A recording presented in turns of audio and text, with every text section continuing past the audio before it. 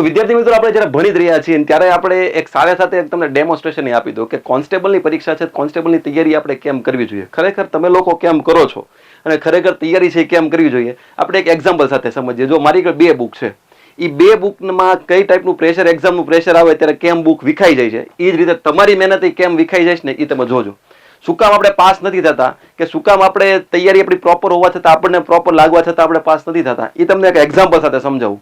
કઈ રીતે બુક વિખાઈ જાય છે ને એ જ રીતે તમારી તૈયારી એક્ઝામ સમયે વિખાઈ જાય છે ને આવું થશે. કેવું થાય છે જુઓ, ઘણી વાર એવું થાય છે કે તમે લોકો છે કોન્સ્ટેબલની એક્ઝામની તૈયારી કરતા હોય એટલે સિલેબસ જુઓ ને, સિલેબસ જુઓ એટલે જુઓ કે ઓકે રીઝનિંગના દાખલા મને આ ચેપ્ટર બહુ આવડે છે મસ્ત, એટલે એ ચેપ્ટર છે વ્યવસ્થિત થોડું ઘણું કરી નાખ્યું. પછી એમ ઘણીકમાં એવું થઈ જાય કે ભાઈ મને તો મેથ્સ સારું આવડે છે, ચાલો મેથ્સનું આ ચેપ્ટર સારું આવડે છે એટલે મેથ્સ કરી નાખ્યું.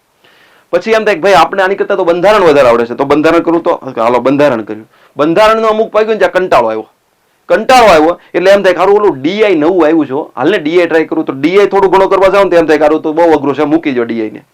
પછી થોડાક આગળ આવો એટલે સાયન્સ ટેકનોલોજી નવો સબ્જેક્ટ આવ્યો, સાહેબ હાલો સાયન્સ ટેકનોલોજીમાં જાઓ તો સાહેબ આ મિસાઇલું યાદ નથી રહેતી હો, આને અમે સ્કીપ કરીએ તો આવું એક્સક્યુઝ આવે. પછી આગળ જાઓ ને એટલે એમ થાય હાલો પાછા રીઝનિંગ તરફ જાય, એટલે રીઝનિંગના પાછા 1-2 ચેપ્ટર થોડુંક ઈઝી લાગે એટલે કરો. પાછા થોડાક આગળ જાઓ એટલે મેથ્સ કરો.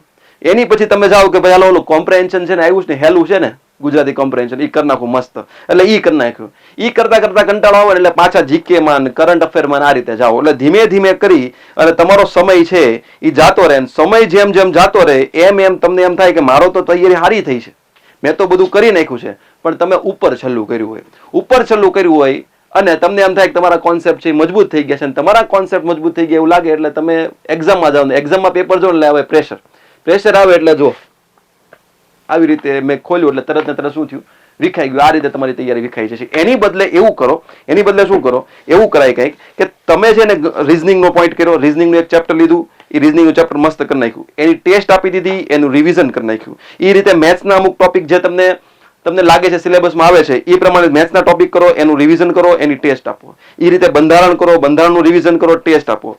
સાયન્સ ટેકનોલોજી કરો, ભલે ન આવડે તો સાયન્સ ટેકનોલોજી કરો, કરતા રહ્યો, વાંચતા રહ્યો, સમજતા રહ્યો, એને રિવિઝન કરો, ટેસ્ટ આપો.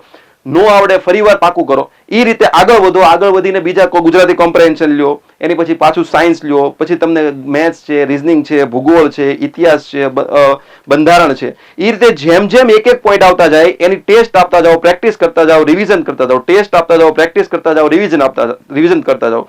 એટ ધ એન્ડ શું થશે, તમારે કોન્સેપ્ટ એટલા મજબૂત થઈ જશે અને તમારી પકડ એટલી બધી મજબૂત થઈ જશે કે ગમે એવો પોઈન્ટ આવે, ગમે એવો પેપર અઘરો આવે તો તમને વાંધો નહીં આવે. જુઓ આ ગમે એટલું ખેંચું છું વાંધો આવે છે, નથી આવતો. ઓલું મેં શું કર્યું હતું, જરી કમ તું ખેંચું થયું ત્યાં તૈયારી વિખાઈ ગઈ હતી. આમાં ગમે એવું પેપર આવે, ગમે એટલું અઘરું પેપર આવે પણ તમારે આ વાંધો આવશે નહીં. હાલો હું તમને એક લેવલ અપગ્રેડ કરું. જો એક લેવલ અપગ્રેડ કરું એટલે કે બીજા વ્યક્તિને બોલાવું છું ખેંચવા માટે. જો ખેંચો તો ખેંચ, ગમે એવું થશે પણ વાંધો નહીં આવે, તમને લોકોને વાંધો આવશે નહીં. એટલે ગમે એવું ટફ પેપર હશે પણ આવી તૈયારી જો જબરદસ્ત થઈ ગઈ છે તો તમારે વાંધો આવશે નહીં. તો વિદ્યાર્થી મિત્રો હું આશા રાખું છું કે તમને આ પ્રેક્ટિકલ ડેમોન્સ્ટ્રેશનથી વ્યવસ્થિત છે સમજાઈ ગયું હશે. હવે આપણે આપણા કોન્સેપ્ટ પર આગળ વધીએ.